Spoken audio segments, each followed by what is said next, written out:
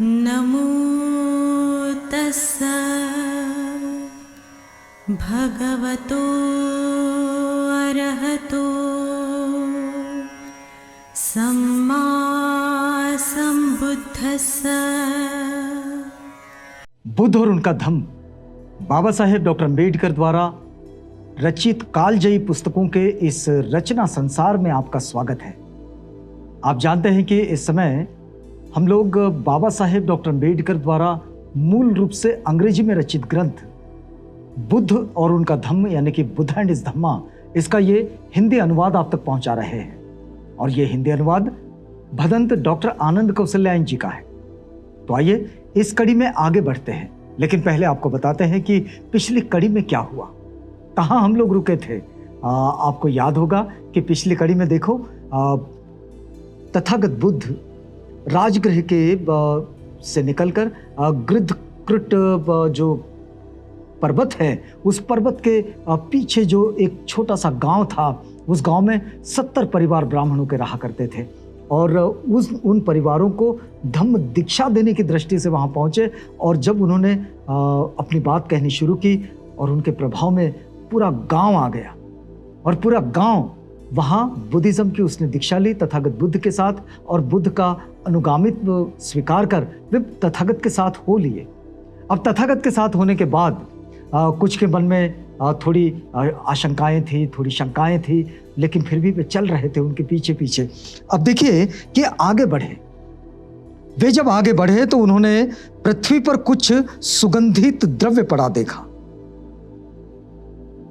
तथागत आगे चल रहे हैं, उनके पीछे भिक्षु संघ है और उनके पीछे ये जो नए श्रामणेर जो बने हैं, जो जिन्होंने अभी अभी तथागत बुद्ध से दीक्षा ग्रहण की, और ये भी उनके पीछे हो लिए। और उन्होंने देखा कि जमीन पर कोई सुगंधित द्रव्य पड़ा है। तो तथागत ने उसकी ओर उनका ध्यान आकर्षित किया। ये जो दीक्षित होकर इनके साथ चल रहे थे, तो इनकी ओर ध्यान आकर्षित किया। थोड़ी ही दूर और आगे जाने पर कुछ कूड़ा करकट भी पड़ा दिखाई दिया, तो तथागत ने उसकी ओर भी उनका ध्यान आकर्षित किया। और साथ साथ ये भी कहा, साथ साथ क्या कहा, देखिए बड़ी मजेदार बात है। तथागत बहुत गहन चीजों को भी बड़ी आसानी से समझाते हैं, और यही तथागत बुद्ध की जो खूबियां हैं उनमें से एक होता है कि वे गहन गंभीर विषयों को बड़े आसान तरीके से समझाते हैं। तो पहले उन्होंने चलते हुए क्या दिखाया, सुगंधित द्रव्य, उस पर ध्यान आकर्षित किया। फिर आगे चलकर थोड़ा कहीं कूड़ा करकट दिखा, तो उसकी ओर भी ध्यान आकर्षित किया उन लोगों का। और फिर आगे बढ़ने के बाद फिर आगे कहे उन्होंने ये कहा, जो दुशीलों की संगति में रहता है वह उसी प्रकार दुशील हो जाता है जैसे किसी दुर्गंध युक्त पदार्थ को ग्रहण करने वाला स्वयं गंधाने लगता है। आप देखें, दुर्गंध युक्त पदार्थ को ग्रहण करने वाला स्वयं ही वैसे ही गंधाने लगता है। आपने देखा होगा जो मदिरा प्राशन करते हैं, शराब पीते हैं, तो ये लोग इनके आसपास से गुजरिएगा तो ये उनके पास से वैसी ही गंध आने लगती है। और जो उनके पास से गुजरता है वो समझ जाता है कि इसने शराब पी ली है, क्योंकि उसकी दुर्गंध वहां आने लगती है। फिर तथागत कहते हैं कि वह उत्तर उत्तर निकृष्ट हो जाता है। ये जो इस तरह का होता है, जो दुर्गंध युक्त पदार्थों का सेवन करता है, ये धीरे धीरे उतना ही निकृष्ट हो जाता है और अकुशल ही अकुशल करने में दक्ष हो जाता है, यानी कि बुरा ही बुरा करने में दक्ष हो जाता है। इसे अच्छा करने की बात समझ में नहीं आती है। जो शराब की लत में होते हैं, बुरे कामों की लत में होते हैं, वो अपने आप में वैसे ही होते हैं जैसे तथागत जिनका वर्णन कर रहे हैं कि वे बुरे से बुरा करने में बिल्कुल दक्ष हो जाते हैं, निपुण हो जाते हैं। और देखिए कि जो बुद्धिमानों की संगति करता है वो भी वैसा ही हो जाता है, ठीक जैसे कि सुगंधित पदार्थ को ग्रहण करने वाले के शरीर से सुगंध आने लगती है। बिल्कुल वैसे ही जो अच्छे लोगों की संगति में रहते हैं वो अच्छे ही अच्छे हो जाते हैं। एक हाथ कोई अपवाद हो जाता है वो बात दूसरी है, लेकिन इसलिए बुद्धिमानों की संगति करना ये तथागत सिखाते हैं। तथागत कहते हैं कि बुद्धिमानों की संगति करो, उनकी संगति से बुद्धिमान बनोगे, अच्छे रहोगे। वह उत्तरोत्तर बुद्धिमान होता जाता है, शीलवान होता जाता है, गुणवान होता जाता है और संतोष प्राप्त करता है, सेटिस्फैक्शन अपने लाइफ में। जिनको अपने जीवन में संतोष की बड़ी कामना है, वो अपने आप में समाधानी होना चाहते हैं, उन्होंने अपने जीवन में अपनी संगति पर हमेशा काम करना चाहिए कि वो किसकी संगति में है। अगर उनकी संगति ठीक नहीं है तो अपनी संगति को बदल देना चाहिए, अच्छी संगति में चले जाना चाहिए। इन सब गाथाओं को सुनकर उन 70 ब्राह्मणों को निश्चय हो गया कि उनके मन में जो घर लौटकर काम भोग जीवन व्यतीत करने का ख्याल आने लगा था वह बहुत उचित नहीं था। ये समझ गए कि इनके मन में जो ख्याल आ रहा था कि घर चलकर, घर लौटकर अपने काम भोग के जीवन में लिप्त हो जाना चाहिए, इस सन्यासी के पीछे जाने का कोई मतलब नहीं, इस बुद्ध के पीछे जाने का कोई मतलब नहीं, इस तथागत के पीछे जाने का कोई मतलब नहीं।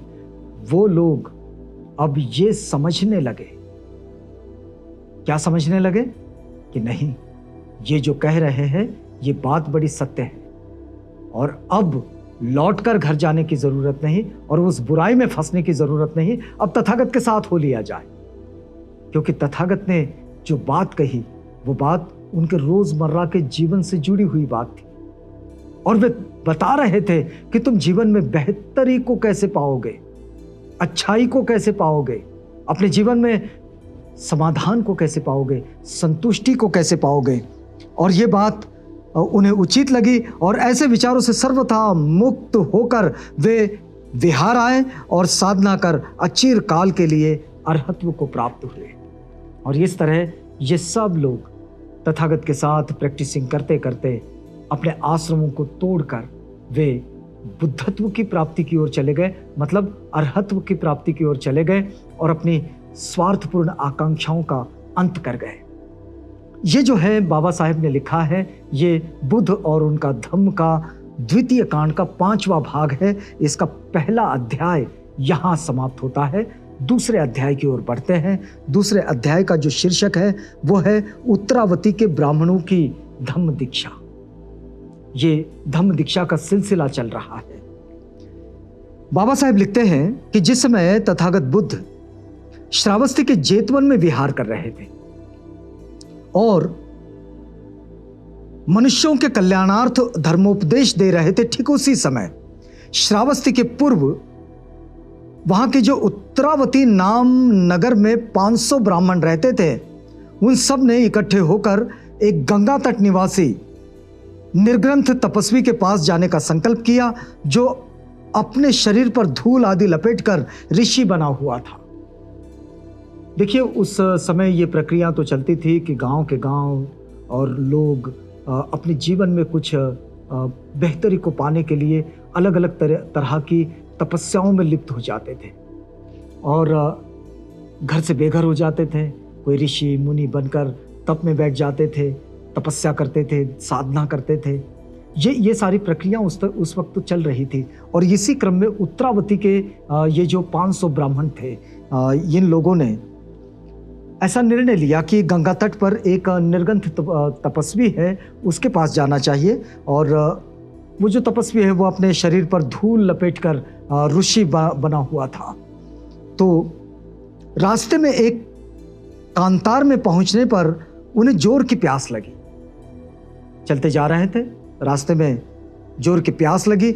दूरी पर उन्हें एक पेड़ दिखाई दिया। उन्होंने सोचा कि वहां कुछ बस्ती जरूर होगी और पानी मिलेगा, किंतु जब वे वहां पहुंचे तो वहां कोई बस्ती नहीं थी, केवल एक पेड़ ही था। वो गए ये सोचकर कि भाई जहां पेड़ है वहां उसके आसपास कोई बस्ती होगी, लेकिन कोई बस्ती तो मिली नहीं, सिर्फ पेड़ ही था। ऐसी परिस्थिति में वे जोर जोर से रोने चिल्लाने लगे। तब उस वृक्ष पर से उन्हें अचानक किसी का स्वर सुनाई दिया और उसने पूछा, तुम क्यों रो चिल्ला रहे हो? तो लोगों ने कारण बताया। तो देखिए यहां शब्द जो इस्तेमाल किया गया है वो वृक्ष देवता है। तो लोगों ने कारण बताया तो वृक्ष देवता ने उन्हें यथेच्छ खाने पीने को दिया। आगे बढ़ने से पूर्व उन ब्राह्मणों ने उस वृक्ष से पूछा कि उससे पूर्व जन्म में ऐसा क्या कर्म किया था कि वो वृक्ष देवता होकर पैदा हुआ।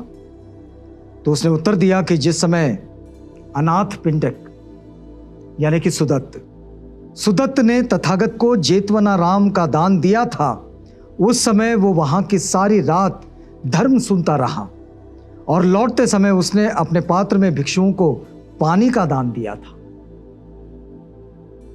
अब ये जातकों में ये कथा मिलती है। बौद्ध जातक जो पढ़ते हैं तो उनको इस कथा का ज्ञान होगा। दूसरे दिन प्रातःकाल घर लौटने पर उसकी स्त्री ने पूछा कि उससे क्या अपराध हो गया कि वह सारी रात बाहर रहा। तो उसने कहा कि वह गुस्से में नहीं था, बल्कि वह सारी रात जेतवन में बुद्ध का उपदेश सुनता रहा। जब घर लौटा तो उसकी पत्नी ने कहा कि भाई मुझसे ऐसा क्या अपराध हुआ कि आप सारी रात घर के बाहर रहे? तो उसने कहा, मैं गुस्से में नहीं था, मैं सारी रात तथागत बुद्ध का उपदेश सुनता रहा। और फिर उसकी स्त्री ने जो प्रतिक्रिया दी, उस प्रतिक्रिया से आपको जोड़ेंगे अगली कड़ी में, जब हम आपसे इसी बुद्ध और उनका धम्म के पठन पाठन प्रक्रिया में जुड़ेंगे। तो तब तक के लिए हमें इजाजत दीजिएगा, यहां रुकते हैं।